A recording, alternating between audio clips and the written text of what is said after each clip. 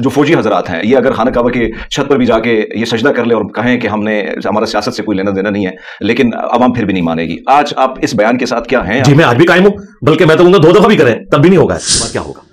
خان صاحب کو بڑی احتیاط سے چلنا چاہیے تھا، لیکن خان صاحب کے قریب کچھ ایسے لوگ تھے جنہوں نے ان کو کافی پھونک چڑھا دی تھی کہ آپ بڑے پاپولر ہو گئے اور انشاءاللہ تعالی انقلاب آ جائے گا۔ آپ کو پتا ہے کہ اگر تخت نہ ملے نا تو پھر تختہ ملے۔ آپ دیکھیں کہ انہی عدالتوں نے بھٹو کے ساتھ جو ظلم کیا، میں تو سمجھتا ہوں وہ ایک تاریخی طور پر پاکستان کی سیاست کا شب خون مارنے والی بات ہے۔ ہم دیکھیں اس وقت جو نفرت ہے، تقسیم ہے، دوریاں ہیں، کیا سبب ہے، کیا وجہ ہے اس وقت جو سچویشن بنی ہوئی ہے، اس کی کیا وجہ آپ سمجھتے ہیں؟ کون سی دوریاں آپ بات کر رہے ہیں؟ سر اگر ہم اسٹیبلشمنٹ میں اور پی ٹی آئی میں جو جماعتوں کو اگر ہم دیکھیں، ان کے درمیان ایک پارٹی کو لے کے تمام تر چیزیں جو ہم دیکھ رہے ہیں، پھر اسٹیبلشمنٹ کا جو رول ہے اس کو آپ کیسے دیکھ رہے ہیں؟ ایک وقت تھا، وہ بھی ہم اسی میں سوال کر لیتے آپ سے کہ کبھی کبھی آپ کہا کرتے تھے کہ جو اسٹیبلشمنٹ ہے، جو فوجی حضرات ہیں، یہ اگر خانہ کعبہ کی چھت پر بھی جا کے یہ سجدہ کر لیں اور کہیں کہ ہمارا سیاست سے کوئی لینا دینا نہیں ہے، لیکن عوام پھر بھی نہیں مانے گی، آج آپ اس بیان کے ساتھ کیا ہیں؟ جی میں آج بھی قائم ہوں، بلکہ میں تو کہوں گا 2 دفعہ بھی کریں تب بھی نہیں ہوگا ایسے۔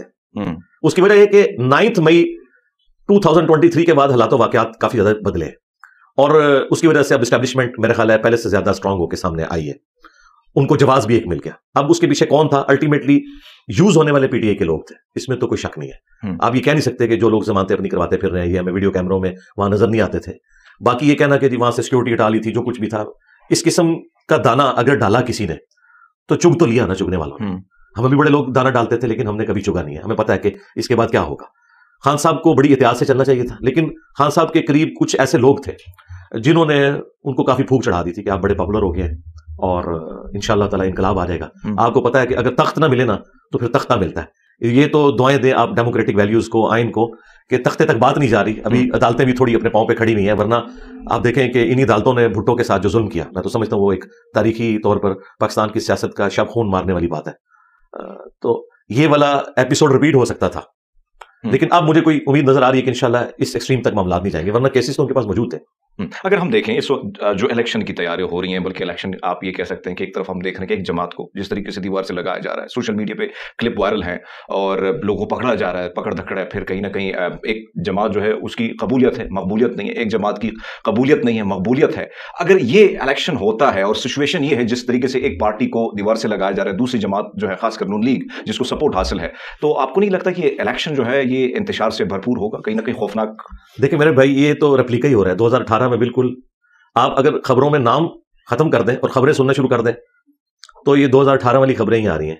یعنی جس طریقے سے اس زمانے میں محکمہ زراعت سامنے آیا تھا، اب اور طرح کے محکمے سامنے آ رہے ہیں، اور کاغذات نامزدگی جو ہے وہ کسی کے جمع ہو رہے ہیں، کسی کے نہیں ہو رہے، تو جمع ہو گئے جن کے ان کے ایکسیپٹ نہیں ہو رہے، اور کینڈیڈیٹس اس طریقے سے اویلیبل نہیں ہو رہے۔ یہ وہی ایک آپ کو نہیں لگتا کہ 2018 کو الیکشن کو میں نے کور کیا ہے، 2013 کو بھی بڑے قریب سے دیکھا ہے سر، اگر اس الیکشن کی بات کی جائے، تائید کنندہ جو ہیں اس کو بھی نہیں چھوڑا جا رہا ہے، اگر کوئی ساتھ جا رہا ہے اس کو بھی پکڑا جا رہا ہے، جس قسم کی یعنی توڑ پھوڑ، یہ ساری چیزیں جی میں اس طرف آنے لگا تھا، وہ میں بات اپنی مکمل کر لیتا ہوں۔ جی میں نے تو ابھی تمہید بنائی تھی اس کے اوپر۔ پہلے تو یہ آپ جیسے لوگوں کو کلیئر کرنے کی ضرورت ہے کہ یہ ظلم کوئی پہلی دفعہ تاریخ میں نہیں ہو رہا، اب تو سب نے مان لیا ہے 2018 میں جو کچھ ہوا۔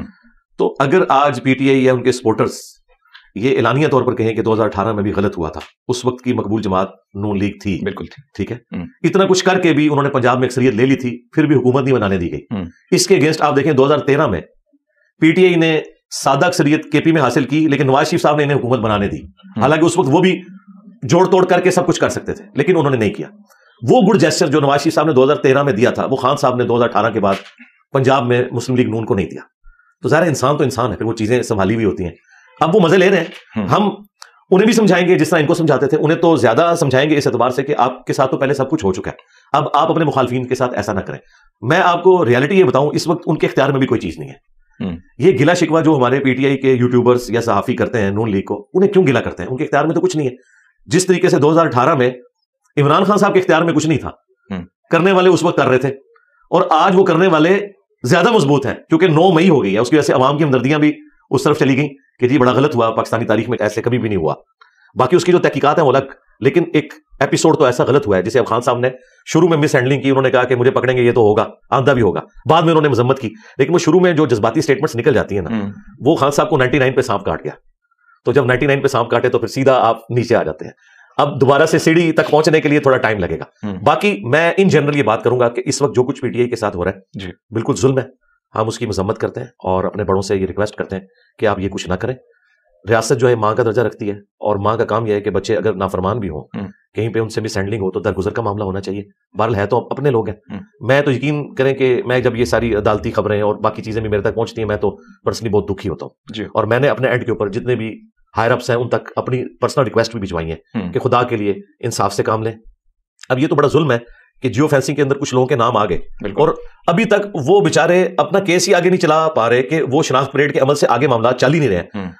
6-7 مہینے کے بعد بھی وہ چھوٹیں گے یہ کہہ کہ جی آپ تو بے قصور تھے. تو زندگی کے 6 مہینے آپ نے لیے, وہ آپ نے سمجھ لیں وہ ان کی 6 مہینے کی زندگی کام کرتی ہے آپ نے. اور جو اس کے پیچھے ان کی خاندان کی حالت ہے, ان کے رشتہ داروں کی حالت ہے, وہ انتہائی تکلیف دہ چیز ہے.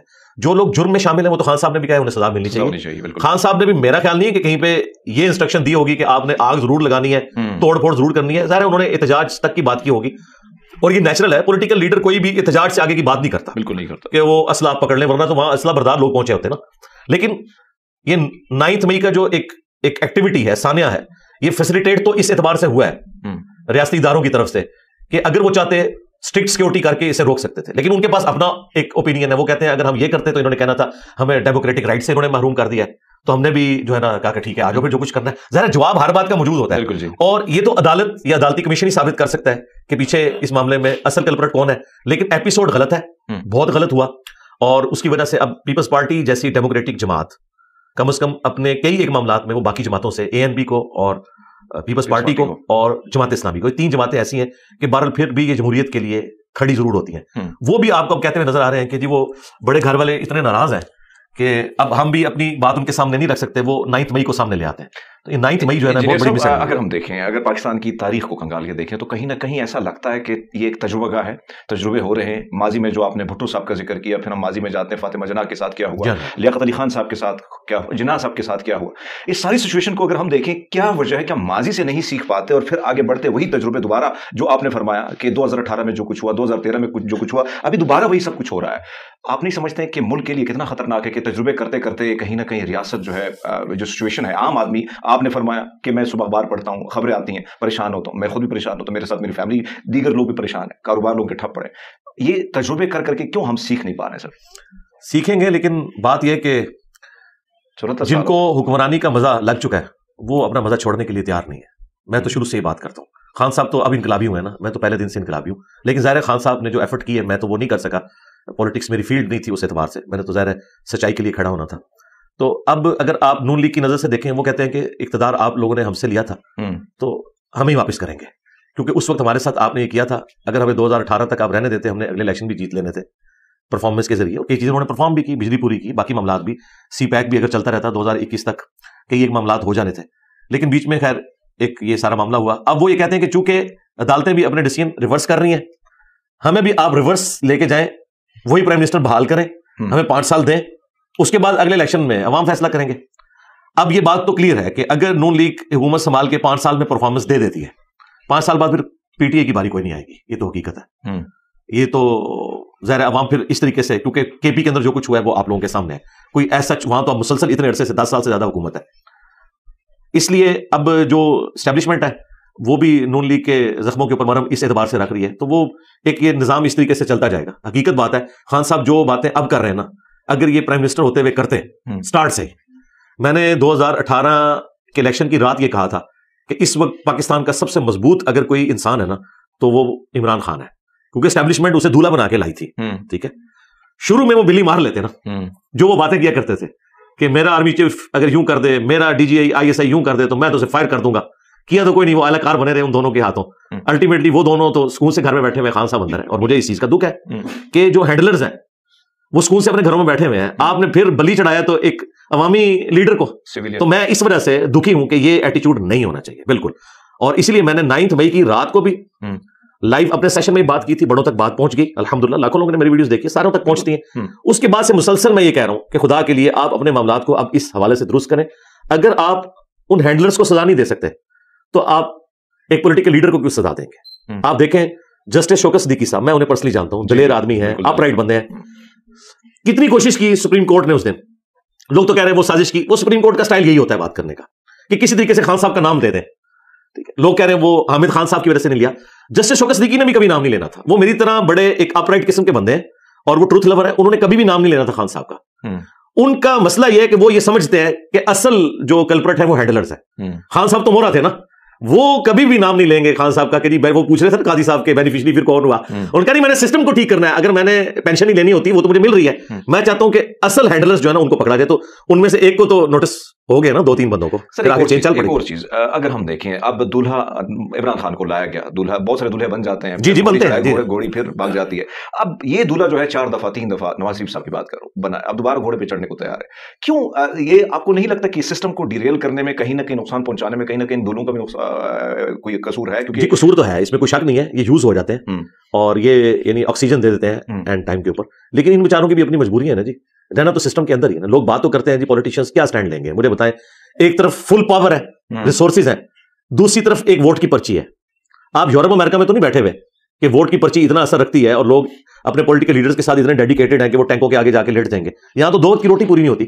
ٹرکی میں بھی اسٹیبلشمنٹ اس سے زیادہ اسٹرانگ تھی, لیکن ٹرکی کے لوگ یورپ کی خبریں سنتے ہیں, ان میں ڈیموکریٹک ویلیوز ہیں, انہوں نے وقت کے ساتھ چیزیں لرن کی ہیں, پھر وہاں کے پولیٹیکل لیڈرز نے پرفارم کیا ہے. یہاں ہر بندہ طیب اردگان بننے کی کوشش کرتا ہے, خواہ وہ شہباز شریف صاحب ہو, نواز شریف صاحب ہو, عمران خان صاحب ہو. لیکن اس سے پوچھیں کہ آپ نے کوئی ایک مسئلہ انگلی رکھ کے بتائیں جو پاکستان کا پرانا مسئلہ اور وہ آپ نے صحیح طریقے سے حل کر دیا ہو, خواہ وہ صحت کی فیلڈ میں ہو, ایجوکیشن کی فیلڈ میں ہو, کسی فیلڈ میں بھی ہو, جو 100% آپ لوگوں نے ایڈریس کیا ہو. تو کوئی پرفارمنس کریں گے تاکہ عوام کو اعتماد ہو. ابھی اگر میں سمجھتا ہوں کہ اس پوری صورتحال میں کوئی گیم چینجر بندہ ہو سکتا ہے نا, وہ نواز شریف صاحب ہے, کیونکہ وہ اس وقت پاور کی طرف جا رہے ہیں. جو بندہ پاور کی طرف ہوتا ہے نا, اس کے پاس زیادہ ایک راستے کھلے ہوتے ہیں کہ وہ اپنے مخالفین کو بھی تھوڑا سپیس دیتا ہے. خان صاحب تو اس وقت کرنے کی پوزیشن میں نہیں. ہاں, خان صاحب اس وقت کر سکتے تھے جب وہ کہتے تھے میں جا کے اس کا اے سی اتروا لوں گا, میں اسے ٹی وی چھین لوں گا, میں اسے جیل میں ڈلوا دوں گا. جب اس طرح کی باتیں کرتے تھے اس وقت خان صاحب بھی تھوڑے سے معاملات کو ریلیکس کر کے چلتے. باقی وہ جو بیانیاں وہ دیتے ہیں نا کہ جی میں اس لیے نہیں کر سکتا تھا کہ میرا تو بیانیہ یہ تھا کہ میں نے چوروں کو پکڑنا ہے, تو خان صاحب کے ساتھ تو خود سارے چور بیٹھے ہوئے تھے. پہلے تو ان کو پکڑتے, وہ ایک ایک کر کے سارے چور بھی ان کو چھوڑ گئے. تو اب وہ بھی مخالفت میں یعنی دوسری طرف کھڑے ہوئے ہیں. تو خان صاحب سے بھی بہت زیادہ غلطیاں ہوئی ہیں. اس وقت میں ان پرنسپل بات کروں گا کہ پولیٹیکل لیڈرز کے ساتھ یہ والا ظلم نہیں ہونا چاہیے. جس طریقے سے ایک بندے پہ آپ 10 FIRs بناتے ہیں, ایک طرف سے بیل ملتی ہے, پھر اگلی FIR اس کے لیے تیار ہوتی ہے, یہ کوئی طریقہ نہیں ہے. اب عوام کو نظر آ رہا ہے اور عوام کے دل میں نفرت ہی آ رہی ہے اپنے بڑوں. یہ سب اگر ہم دیکھیں 2013 میں آپ نے خان صاحب کو ووٹ کیا, کہیں نہ کہیں آپ کی جو ویڈیوز ہمارے سامنے آتی ہیں میں تو دیکھتا رہتا ہوں, کبھی آپ خان کے فین ہوا کرتے تھے, اچانک یہ تبدیلی کیوں آئی؟ کیا آپ کو کہیں بڑوں نے کہا کہ وزارت؟ کوئی تبدیلی نہیں آئی ہے. خان صاحب کی جو پالیٹکس ہے اس کے اوپر میرے کمنٹس پہلے بھی اسی طرح ہوا کرتے تھے. ایون وہ جو کعبے کی چھت والا بیان ہے, اگر آپ اس ویڈیو کو بھی مکمل دیکھیں, اس میں نے کرٹیسزم کیا ہوا ہے. وہ تو پرانے کلپ نکال کے پی ٹی اے والوں نے وہ ہنگامہ کھڑا کر دیا, نئی ویڈیو تو کوئی بھی نہیں تھی. باقی جو خان صاحب کے اوپر ایک الزام لگتا تھا نا مذہبی جماعتوں کی طرف سے توہین مذہب کا, اس پہ میں نے ریبٹل کیا تھا. پالیٹکس کو میں نے کبھی اس طریقے سے ٹاپک نہیں بنایا. اچھا, کہ پالیٹکس کو ٹاپک بنا کے خان صاحب کی سپورٹ کی, وہ سارے کے سارے مذہبی معاملات ہیں. مثلا اب اگر UNO میں جا کے خان صاحب نے تقریر کی ہے اور اسلاموفوبیا کے خلاف جو سارے کا سارا معاملہ چل رہا ہے وہ اس کو لیڈ کیا انہوں نے, تو میں تعریف کروں گا نا. ان کی پالیٹکس کی وجہ سے نہیں کر رہا, میں اس وجہ سے کہ انہوں نے مسلمانوں کے ایک ایشو کو اٹھایا. تو اس طرح کے موقعوں پہ میں بولتا تھا, یا ان کے اوپر کبھی توہین مذہب کا الزام لگا, وہ میں آپ کو بھی بتا دیتا ہوں کہ آج بھی اگر توہین مذہب کا الزام کسی بھی پولیٹیکل لیڈر کے اوپر لگے گا, ہمارے کسی مخالف کے اوپر بھی لگے گا جسے ہم اچھا نہیں بھی سمجھتے ہوں گے پالیٹکس کے پوائنٹ آف ویو سے, میں اس پہ بات کروں گا. اچھا, انہی دنوں میں دیکھیں آپ, میں آپ کو 2018 کی بات کروں, یلو پگڑی کے اوپر مولانا فضل الرحمان صاحب کے اوپر بات کی گئی کہ یہ تو جنمیوں کا لباس ہے. اس وقت تو میں یعنی پالیٹکس میں تو اس وقت بھی اور آج بھی میں ان کی پالیٹکس کے ساتھ ایگری نہیں کرتا, لیکن میں نے 1.5 گھنٹے کی ویڈیو ان کے حق میں ریکارڈ کروائی تھی اور باقاعدہ میں نے ان کو پھر وہ ویڈیو بھجوائی بھی تھی مولانا فضل الرحمان صاحب کو. تو میں اپنے سٹانس پہ اپنی جگہ کھڑا ہوں. خان صاحب اب نظریاتی ہوئے ہیں, یعنی مجھے بتائیں خان صاحب جب یہ کہتے تھے سیم پیج, تو کیا یہ آئینی طور پہ ان کا جملہ درست تھا؟ سیم پیج نہیں. فوج اور پرائم منسٹر سیم پیج, کیا سارے ادارے پرائم منسٹر کو اسسٹ کرتے ہیں؟ سیم پیج والی کون سی بات ہے؟ اب وہ سیم پیج کہہ کے نا وہ اپنے مخالفین کو ابھارتے تھے کہ فوج میری پشت پہ ہے, اس کی وجہ سے مخالفین ایک آدھ بیان داغ دیتے تھے فوج کے خلاف, پھر خان صاحب کو تھوڑی آکسیجن مل جاتی تھی, یوں چلتے رہے. اب وہی کچھ مخالفین خان صاحب کے ساتھ کر رہے ہیں. تو یہ سیم پیج, یہ نعرہ تو خان صاحب نے خود لگایا ہوا تھا, تو میں نے تو نہیں کہا تھا کہ آپ کہا کریں, تو ہم کہتے تھے وہ نعرہ غلط تھا, نہیں کہنا چاہیے تھا. ہاں, اب آپ جو باتیں کر رہے ہیں نا یہ نظریاتی باتیں ہمیں اچھی لگتی ہیں. جیسا اگر ہم دیکھیں اس وقت